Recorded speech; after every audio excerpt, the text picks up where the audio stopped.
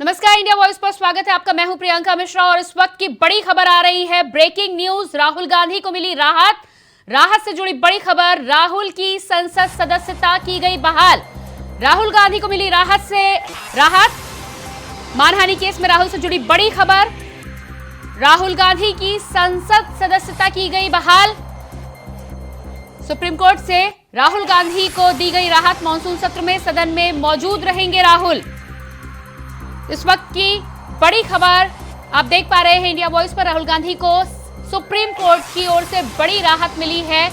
मानहानि केस में आज सुप्रीम कोर्ट में सुनवाई हो रही थी, उसमें राहुल गांधी को सुप्रीम कोर्ट ने राहत दी है। इसके साथ ही हाई कोर्ट को फटकार लगाई है, कहा है इतनी बड़ी सजा का आधार क्या था। राहुल गांधी को सुप्रीम कोर्ट से मिली बड़ी राहत।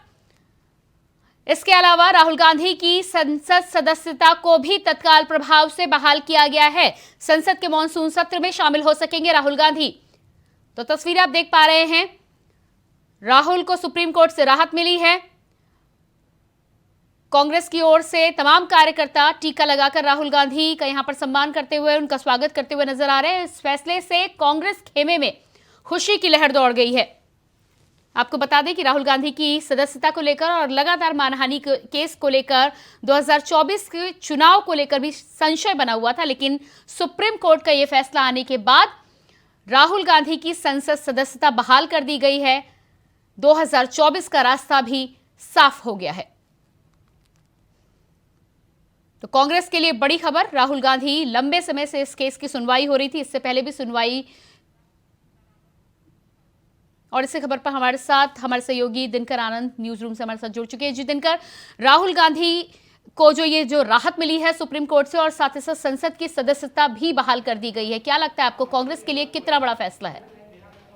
प्रियंका, कांग्रेस के लिए बहुत बड़ी खबर है कि राहुल गांधी को राहत मिली है और राहुल गांधी फिर से संसद पहुंचेंगे। आपको बता दें कि जब आज सुप्रीम कोर्ट ने राहुल गांधी को राहत दी, इस पर उन्होंने दो पहलुओं को देखा।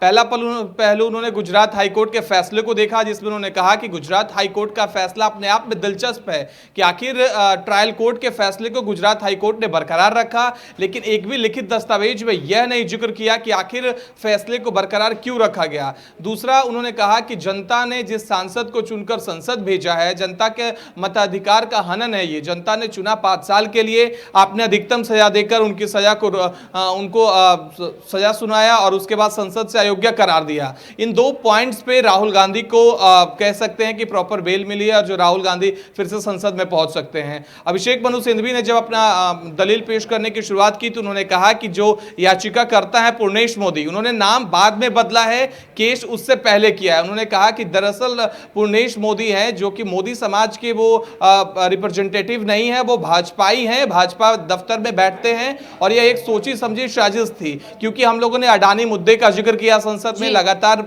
नरेंद्र मोदी के खिलाफ बोल रहे थे। जी बिल्कुल। तो जिस तरह से संसद सदस्यता बहाल हो गई है, मॉनसून सत्र में भी अब राहुल गांधी शामिल होंगे, तो विपक्ष जो है इंडिया एक साथ आने की लगातार जो कवायद कर रहा था, राहुल गांधी हालांकि बाहर से साथ थे लेकिन संसद में साथ नहीं थे। क्या लगता है आपको, विपक्ष को मजबूती मिलेगी, कांग्रेस को मजबूती मिलेगी और एक बार फिर से तीखी बौछार सरकार पर शुरू होगी?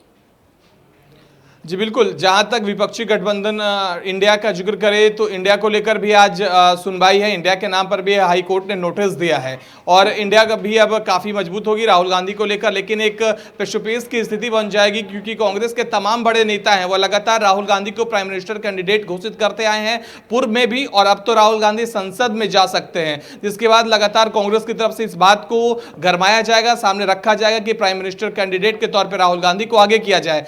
इस बात को लेकर टीम इंडिया के अंदर थोड़ी असमंजस की स्थिति भी पैदा हो सकती है, लेकिन जहां तक संसद में बात की जाए तो मॉनसून सत्र में अविश्वास प्रस्ताव पर चर्चा की जानी है। 8 तारीख से 810 के बीच चर्चा होगी, जिस दौरान नरेंद्र मोदी खुद मौजूद होंगे, प्रधानमंत्री, और राहुल गांधी भी उनके सामने मौजूद होंगे।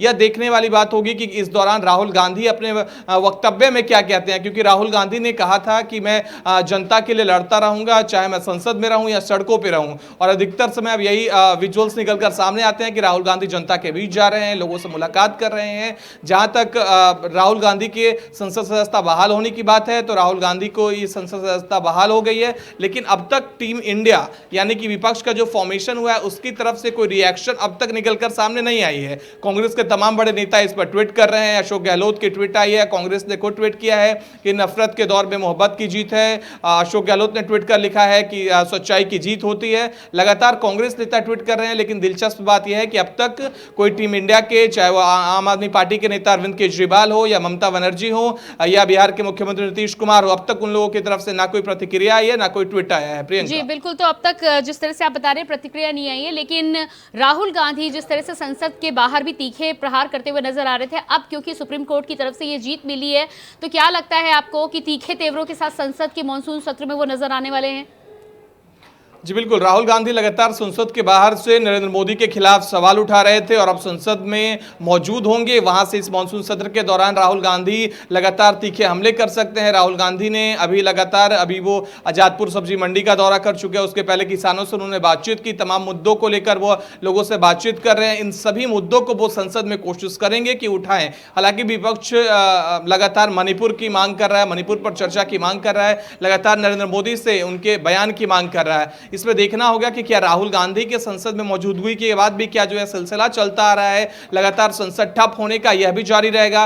क्या विपक्ष लगातार नारेबाजी करेगा या राहुल गांधी जब मौजूद होंगे तो राहुल गांधी को एज ए रिप्रेजेंटेटिव अपने तरफ से सामने से वक्तव्य रखने का मौका देगा? क्योंकि हम अक्सर देख रहे हैं कि जब भी सदन की कार्रवाई की शुरुआत होती है लगातार विपक्ष की तरफ से नारेबाजी की जाती है और उसके बाद सदन की कार्रवाई स्थगित कर दी जाती है। ऐसे में अब देखना होगा कि सोमवार को जब राज्यसभा की कार्रवाई शुरू होगी, लोकसभा की कार्रवाई जब शुरू होगी, जब राहुल गांधी मौजूद होंगे तो उस वक्त का नजारा क्या होगा सदन में। क्योंकि जब नरेंद्र मोदी मौजूद होंगे तो पिछली बार नरेंद्र मोदी जब सामने आए थे उससे एक दिन पहले राहुल गांधी ने अडानी मसले को लेकर जबरदस्त भाषण दिया था। उसके बाद नरेंद्र मोदी सदन में आए, लगातार उन्होंने कहा था कि एक अकेला सभी पर भारी है। इसके बाद लगातार हर जगह चर्चा चली कि क्या फिर से नरेंद्र मोदी और बीजेपी एक अकेले बहुमत पा लेगी, क्योंकि नरेंद्र मोदी जो कहते हैं वो लगातार सच होते हुए सामने आता है। जी बिल्कुल, जिस तरह से इसके अलावा दिनकर आपने राहुल गांधी के लीडरशिप को लेकर यहाँ पर सवाल खड़े किए हैं, इस बहाली के बाद में जब वो साथ आएंगे, क्योंकि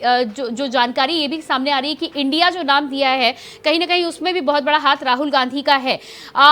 प्रधानमंत्री पद की दावेदारी की यदि हम बात करें तो नीतीश कुमार को लेकर सबका सहमति नहीं बन पा रही है। ऐसे में राहुल गांधी इससे पहले तक इस बात का इनकार जरूर करते आए हैं कि वो आगे नहीं आना चाहते हैं, लेकिन जिस तरह से सरगर्मियां अब शुरू होंगी क्योंकि 2024 बहुत नजदीक है और यदि तमाम दलों को एक साथ लेकर चलने की बात आए तो कहीं ना कहीं राहुल गांधी का नाम एक बार फिर से सतह पर आ सकता है। तो एक बार फिर से यदि चर्चा शुरू होती है तो राहुल गांधी की इस पर क्या प्रतिक्रिया हो सकती है? जहां तक पीएम कैंडिडेट को लेकर राहुल गांधी की प्रतिक्रिया की बात करें प्रियंका, तो राहुल गांधी से सिरे से खारिज कर चुके हैं। आप बेंगलुरु का मीटिंग को याद कर सकते हैं जहां मल्लिकार्जुन खड़गे ने कहा कि कांग्रेस को किसी पद की लालसा नहीं है, कांग्रेस जनता के लिए लड़ना चाहती है। हम लोग इस देश के फ्रीडम और जो डेमोक्रेटिकल स्ट्रक्चर है हमारा उसके लिए लड़ेंगे। जो इंस्टीट्यूशंस पे बीजेपी और आरएसएस का कब्जा लगातार किया जा रहा है आरएसएस की तरफ से और बीजेपी की तरफ से, उसके लिए हम लड़ने के लिए आगे आए हैं। कांग्रेस किसी पद का लोभ या भाव अपने अंदर नहीं रखती है। और राहुल गांधी जो कि लगातार आपने कई पूर्व में बयानों को देखा होगा कि उन्होंने कहा था कि मेरी माता यानी कि सोनिया गांधी ने कहा था और मैंने सोनिया गांधी को कहा था कि पद के लिए हम लोग राजनीति नहीं करेंगे। तो इस चीज को लेकर यह क्लियर है कि राहुल गांधी अपने आप को खुद को पीएम प्रोजेक्ट के नहीं करना चाहेंगे। हालांकि कांग्रेस के तमाम बड़े नेता हैं लगातार कहते आते हैं कि राहुल गांधी जब पीएम फेस आगे बढ़ेंगे। जहां तक बात रही पीएम फेस की, तो विपक्ष नहीं चाहेगा कि कोई भी पीएम फेस नरेंद्र मोदी के सामने आए। चेहरे की राजनीति से विपक्ष की बचने की कोशिश होगी, जो कि लगातार विपक्ष करता भी दिख रहा है। जहां तक बात हुई थी दूसरे बैठक में संयोजक बनाने की, उसको लेकर भी हमने देखा कि मल्लिकार्जुन खड़गे ने 11 सदस्यीय टीम की गठित की, जिसका सचिवालय के तौर पे एक ऑफिस बनाया जाएगा दिल्ली में। उसमें सभी लोग बैठकर एक साथ डिसीजन लेंगे, यानी किसी एक को कोई भी जिम्मेदारी नहीं दे रहा है विपक्ष। लगातार उनकी कोशिश है कि सभी मिलजुल कर फैसला लें और आगे बढ़ें। आफ्टर पोल जब हमारे पास रिजल्ट हो, नंबर्स आए, फिर बैठकर चेहरे को लेकर फैसला कर सके। प्रियंका जी, इसके अलावा जिस तरह से कांग्रेस की तरफ से एक पोस्ट भी डाली गई है जिस पर राहुल की तस्वीर लगाकर ये बोला गया है कि आ रहा हूं, सवाल जारी रहेंगे, तो क्या हम मान लें कि कल से राहुल गांधी एक्टिव मोड में नजर आने वाले हैं? जी बिल्कुल, राहुल गांधी संसद में जल्द पहुंचेंगे और कांग्रेस ने जो तस्वीर पोस्ट करके लिखा है कि आ रहा हूं, सवाल जारी रहेंगे। राहुल गांधी लगातार अपनी तरफ से सवाल जारी रख रहे हैं, जनता के बीच जा रहे हैं, सदन में भी जाएंगे और सवाल करेंगे, ऐसा कांग्रेस लगातार कहती आ रही है। अभी राहुल गांधी 3 बजे कांग्रेस दफ्तर पहुंचेंगे, कांग्रेस में जश्न का माहौल है, ऑब्वियस सी बात है, होनी भी होंगी। इसके बाद शायद राहुल गांधी प्रेस कॉन्फ्रेंस कर सकते हैं, कांग्रेस की तरफ से कोई आधिकारिक प्रेस कॉन्फ्रेंस होगी जिसमें बताया जाएगा कि किस तरीके से मानसून सत्र में, क्योंकि अब तक जो एजेंडा सेट था कि मणिपुर पर हमें प्रधानमंत्री के बयान लेना है, लेकिन अब राहुल गांधी के आने के बाद पूरा सदन का एजेंडा चेंज हो जाएगा, क्योंकि राहुल गांधी एक के सबसे चहेते चेहरे हैं राहुल गांधी। तो इस लिहाज से अपने आप में अहम हो जाएगा कि अब संसद में जब राहुल गांधी मौजूद होंगे तो बीजेपी और कांग्रेस और तमाम विपक्षी दल किस तरीके से वहां पे अपने।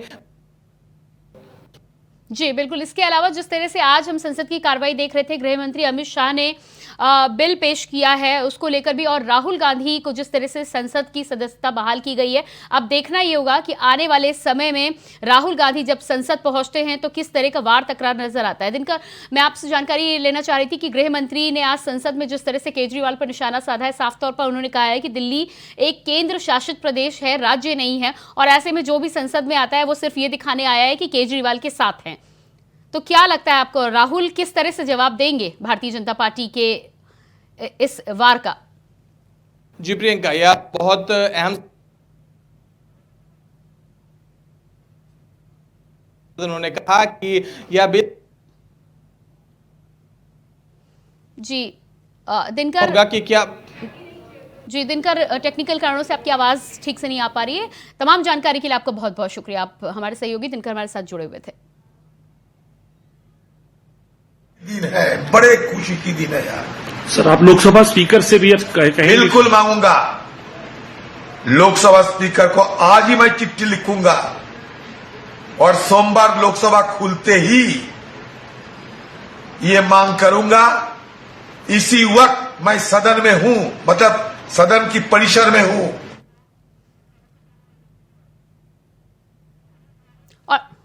और इसी बीच उत्तराखंड के पूर्व मुख्यमंत्री हरीश रावत हमारे साथ फोन लाइन पर जुड़ चुके हैं। जी हरीश जी, राहुल गांधी को राहत मिली है सुप्रीम कोर्ट की ओर से और साथ ही साथ संसद सदस्यता भी बहाल कर दी गई है, क्या कहना है इस पर आपका? हम सुप्रीम कोर्ट के इस सुप्रीम जस्टिस को प्रणाम करते हैं, इसका स्वागत करते हैं, अभिनंदन करते हैं। और पूरे देश की जनता में जो लोग संवैधानिक लोकतंत्र की रक्षा के लिए लड़ रहे हैं, जो गांधी, नेहरू, अंबेडकर के सिद्धांतों के वो आगे बढ़ाने के लिए लड़ रहे हैं, उन सब लोगों में बेहद खुशी है। और आम जन को ये लगा है कि सत्ता कितनी ही निरंकुश हो, कितनी शक्तिशाली हो, वो कितना ही न्याय को मोड़ना चाहे, अनंतो गत्वा there is a supreme court. जी बिल्कुल, हरीश जी, जिस तरह से राहुल गांधी को यहाँ पर संसद सदस्यता बहाल की गई है, अब मॉनसून सत्र में भी नजर आने वाले हैं, और उसके साथ ही साथ कांग्रेस की तरफ से खासतौर से जो पोस्ट भी आई है, आ रहा हूं मैं, सवाल जारी रहेंगे, तो क्या लगता है आपको किस तेवर के साथ आने वाले हैं और कांग्रेस के खेमे में किस तरह की खुशी नजर आ रही है? वो तो भारत जोड़ो यात्री हैं, वो तो जहाँ खड़े होंगे मोहब्बत की दुकान, मोहब्बत की मुस्कान बिखेरने का काम करेंगे। वो तो असहिष्णुता की आज की जो परिपाटी है उसके खिलाफ सहिष्णुता की गारंटी है। तो हरीश जी, और जिस तरह की, जी हरीश जी, जिस तरह के तेवरों पर उसका असर पड़ेगा, देश के तेवरों के ऊपर भी, राजनीतिक तेवरों के ऊपर भी, पूरे परिप्रेक्ष्य के ऊपर उसका असर पड़ेगा। जी बिल्कुल, तेवरों का असर जरूर पड़ेगा। हरीश जी, जिस तरह के तेवर अब नजर आने वाले हैं और जिस तरह से संसद सदस्यता की बहाली हुई है, क्या हम मान लें कि एक बार फिर से प्रधानमंत्री पद की दावेदारी के लिए राहुल गांधी का नाम आगे आएगा, क्योंकि इंडिया गठबंधन को कहीं ना कहीं साथ जोड़े रखने में महत्वपूर्ण भूमिका अदा कर रहे हैं? हमारे नेता श्री मल्लिकार्जुन खड़गे जी और राहुल जी इस बात को पहले ही स्पष्ट कर चुके हैं कि हम पहले पराजित करेंगे आज की निरंकुश सत्ता को 2024 में, और उसके बाद बैठेंगे, तय करेंगे। जी बिल्कुल, तो इसका मतलब आपका कहना है कि आप विपक्षी गठबंधन के साथ जाएंगे, लेकिन प्रधानमंत्री पद का चेहरा आप नहीं खोलेंगे? मैंने कहा ना, जो हम बार बार बयान नहीं बदलते हैं, जो खड़गे साहब ने कहा है वो सुप्रीम है।